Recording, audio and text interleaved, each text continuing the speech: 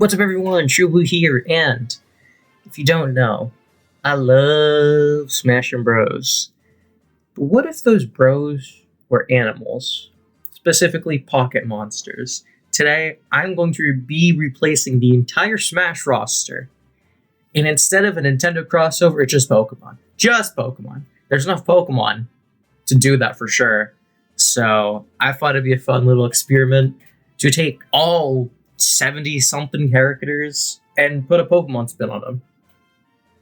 So before I get into discussing each character, why I picked them, I'm going to go over the rules that I personally had in place when doing this. For one, I will be using the Smash Ultimate roster, but for one, each game, so 64 Melee, Brawl, 4 Ultimate, would be whatever gen was out at the time. So, the only gen that was out during the original game was Gen 1, and then Melee Gen 2 was out. By Brawl, we had Gen 4. That's what I'm working with. Secondly, for third-party characters, I will be taking them from other monster-catching, collectible, whatever franchises in a similar vein to Pokemon, so it's still a video game crossover. And lastly, the Nintendo character that's based off of their moveset must be compatible with that Pokemon, or some form of property. There has to be some way I can connect that Pokemon back to that character in terms of combat abilities, maybe in lore reasoning, whatever the case. There will be some reason why that Pokemon is picked, and not just, you're the most popular Pokemon in that generation. Oh, one last thing. All the Pokemon aren't getting replaced. I'm not replacing Pikachu and saying, there's Pikachu. They're just in the game, because it's a Pokemon-only game now. With that being said, let's fix up this roster. For one, we have Mario, replacing him with Wartortle. Not only is it popular because it's a starter, but his shield can act as a reflect like a side B. He's agile enough to do all of the acrobat-based maneuvers. His body proportions are actually good for Mario's attacks, and he can shoot water. For DK, I'm replacing him with Primate, big, strong monkey. There's no other better option. For Link, I am taking Marowak. Using the big bone club thing, it can swing it like a sword, and then it could use moves like Bonerang for its side B as the boomeranging. Everything could just be variations of Link's moveset, both bones. For Samus, I'm taking Magneton. All the electric attacks can easily fit because Magneton is electric type, and due to it being all circular, it can easily fit into the ball shape, and then any other attacks could just be supplemented with electric-based attacks from the games. First Echo Fighter, we have Dark Samus. We're going to pick Metang.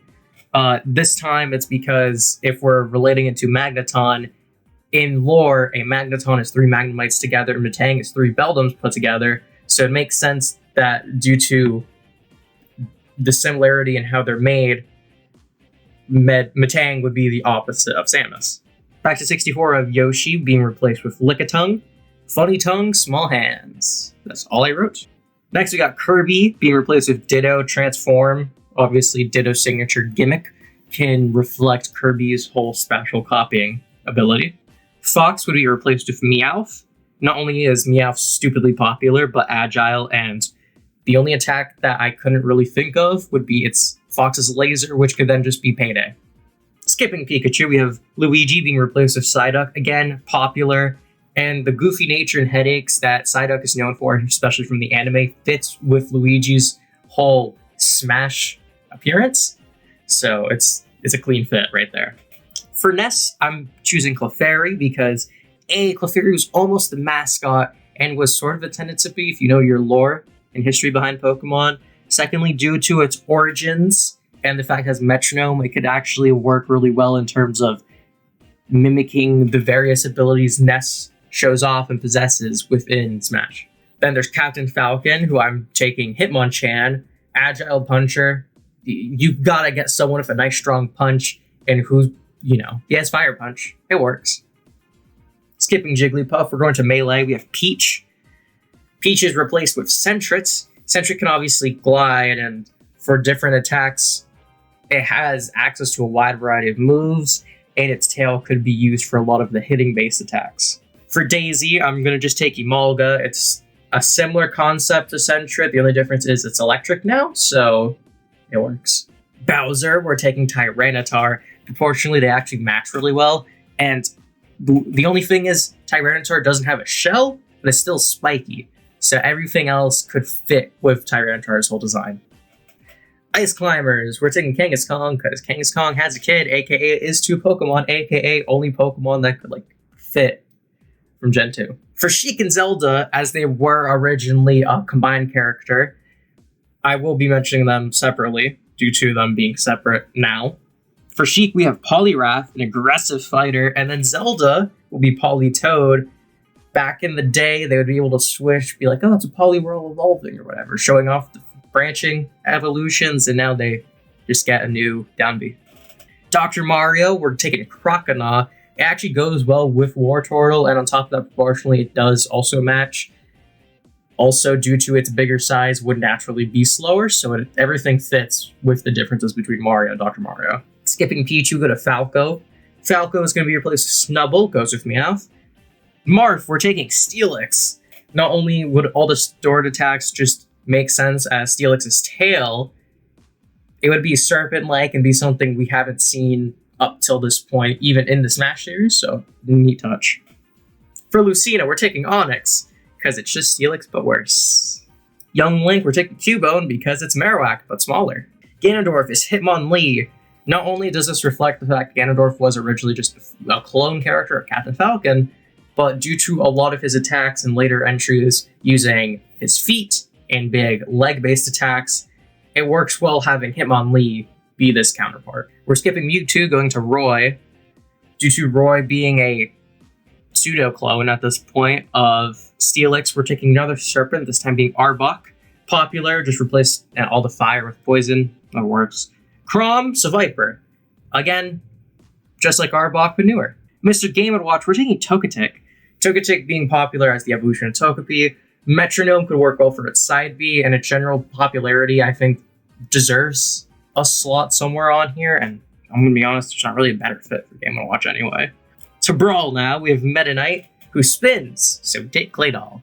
For Pit, we have Ninjask, little arms, can work as the big slashy weapons, and everything else could just kind of fit with a various bug move or flying move. They can make it work. The Smash team's crazy. For Dark Pit, we'll just take the opposite of ninjas, that being Shedinja. Fits right in. Zero Suit Samus, we're taking Linoone due to the skinny nature and long physique of Linoone. It would work well with the various proportions of Zero Suit Samus throughout the games. On top of that, all of the agile-based maneuvers and bouncing work well with Linoone's general design. For Water, we're taking Gengar, because not only do they have the same proportions, but that smell. For Snake, we're going to take Jack Frost from Shin Megami Tensei, because guess what? There's not that many people competing with Pokemon back in 2007. Ike is being replaced with Giratina. Not only is it serpent-like, matching all the other Sora characters being replaced with serpents, but due to Ike having a different appearance, a bigger, older one and the younger, scrawny one, you can replicate that with Giratina's 2 forms, each one being just a costume. We're going to skip Pokemon Trainer and move on to Diddy Kong, who is Chimchar, Small Monkey. That's it. For Lucas, we're going to take Spheal. Not only is the Ice Ball adorable and popular, but PK Freeze, iconic, Steel can do that, and we could just replace any property-based things like the slight fire due to it not engulfing like Nessa's could definitely fit with Spheal, and we'll just make it work. For Sonic, due to that being the rival of Mario, I think the old classic rival of Pokemon, that being Digimon, we're going to take Agumon and have him be Sonic's replacement, the big Brawl third-party character. King Dedede, we're taking Slacking. Slow, hits hard, matches the whole vibe, like Dedede lays down, he's a funny guy. Slacking lays down, he's a funny guy. For Olimar, we're going to be taking Vespiquen. Due to the whole Pikmin mechanic, where we're going to replace that with a group of Combees that will act as the Pikmin's replacement. Skip Lucario, we're going to go to Rob. And this one's the one I'm probably stretching the most, but I'm going to pick Rotom, who would possess various Nintendo or Pokemon-related devices. Just because Rob being an NES accessory, in that being the reference, I think it'd be cool if Rotom did something similar, just with the hardware itself. For Toon Link, we're taking Farfetch due to another old Pokemon, this time with a sword. Not really related to the Marowak or Cubone line, but like, not much option. And then for Wolf, we're taking Purr Ugly. Not only is it slower and meaner, it actually matches Meowth and Snubble being those sort of early route generic Pokemon. Now into Smash 4, we're reaching Villager, who will be replaced with Bunnelby. Bunnelby not only can throw tons of stuff as seen in the anime, pick up tons of stuff, matching Villager's arsenal of weapons, but also sort of popular. I say sort of because at the time people liked Bunnelby, I think. For Mega Man, we're taking Drippy from Ni no Kuma. I don't know what any of those words I just said mean, but Google said it's popular, so I'm going with that.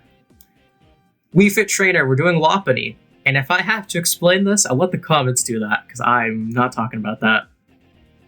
Rosalina and Luma, we're taking Hoopa, and this time the Luma will be replaced with various rings that Hoopa throws out, which can act as extensions of Hoopa himself rather than being a separate character. Then for Little Mac, we're going to take Sock, which is a human-like fighter Pokemon, so matches Little Mac just being a boxer. Skipping Greninja, we're going to move to Palutena. Breaks in, popular enough to get into Pokemon, popular enough to get into Smash. Also just is a mage character, matches Palutena's aesthetic, and everything about Palutena could be applied magically to Breaksin with the various moves in Pokemon. For Pac-Man, we're going to take Mochi from Monster Rancher. Again, I don't know, Google said so. For Robin, we're taking Spiritomb. Due to Spiritomb's wide move pool and the fact that its body moves so much, it can stretch to fit the various attack shapes that Robin would. For Shulk, we're taking Genesect, and to reflect the Monado arts, we're going to use Genesect's drives, which would give his attack a different type. This will affect his stats slightly. It doesn't work like that in the games, but is still something that could theoretically happen. For Bowser Jr., we're taking Glalie, Floating Ball, can shoot stuff. Replace the Cannonball with like an Ice Ball. Everything else kind of fits already. For Duck Hunt, we're going to take Chespin. Since Greninja's already in the game and I'm adding breaks in, it makes sense to just put in the last Gen 6 starter. And because of that, we're just going to make him fit. So Duck Hunt has a lot of projectiles. We can say it's moves like Seed Bomb or Pin Missile. And yeah, he's a small guy. It works. For Ryu and Ken, we're going to be taking the Chocobo and Moogle. Because Final Fantasy, I think, has a game where you collect the monsters. I think. Then we're moving to Cloud. We're going to take Jibanyan from Yokai Watch. Back to the the actual Nintendo characters. Corrin is going to be replaced with Zygarde. The cells forming around Zygarde would allow it to morph its body to fit the pseudo shape-shifting of Corrin's actual attack. And then for Bayonetta, due to its relation to Sega, I'm just going to say it's another Sonic rep. And we're going to take Vmon from Digimon as well. Finally, Smash Ultimate. For Inkling, we're replacing her with Alcremie. Replace the ink with cream. For Ridley, we're taking Dragapult. Replace all the arm and hand-based attacks with Dragapult's big head. Everything else checks out proportionally, and it fits. Cool Pokemon. For Simon, here's just a Power World rep, and for Richter, here's a Temtem rep, because I was just running out at this point. King K. Rool, we're taking Buzzswole, big bulky Pokemon, kind of memed about, sort of funny guy, fits K. Rool's aesthetic. Isabel, we're taking Squelvit, matches Bunnelby, and everything I said about Bunnelby kind of applies to Squelvit as well. Skipping Incineroar, now we're getting to the, oh boy, Piranha Plant. We're taking Weepinbell because Piranha Plant was a joke character. Weepinbell very much would be a joke. Replace Joker with Morgana and Hero with Slime because Morgana is a shadow, so technically, even though he's playable, sure, and then Slime's iconic. For Banjo-Kazooie, screw it, we're going back to Yokai Watch. Shadow Sage Banyan's different enough. Terry, we're taking Jinpei from My Academy, because again, Yokai Watch is different enough. For Byleth, we're going to take Toxicroak. The spikes on its arms could be used as the long ranges of attacks, and I don't know, for the projectile, you could just do like a poison sting or something, I don't know. For Min Min, we're going to take Grimmsnarl. The hair on Grimmsnarl's body obviously can morph a ton for attacks, so that would be used to replicate Min Min's stupidly long reach. For Steve, we're going to take Rathalos from Monster Hunter, Sephiroth. We're taking Komasan from Yokai Watch again. Then the last, the last actual Nintendo character, which is the last Pokemon, Pyramithra, who is going to be Latios Latios. Similar but different enough, just like these two. Kazuya, we're taking a Goomba, because at this point, I just lost everything. So we're taking the dog from Dream Drop Distance. That game you collected basically what were Pokemon anyway, so I'm going with that. Almost forgot to mention the Mias. For me, Brawler, it is going to be the Mii Grunt, based off of the villain groups like the Rocket Grunts, because they'd probably hit Pokemon. The Sword Fighter will be replaced with Professors. They probably have some sort of tech to, I don't know, capture a Pokemon, like a net.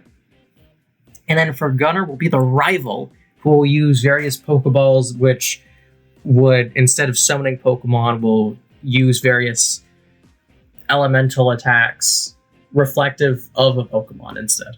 Anyway, this list is crazy. There's so many different Pokemon, it's so random, but if Smash was just Pokemon, how many random choices would they actually take instead of all of the just popular ones, you know? Like, that's something I could see the Smash team doing if it was just the Pokemon IP.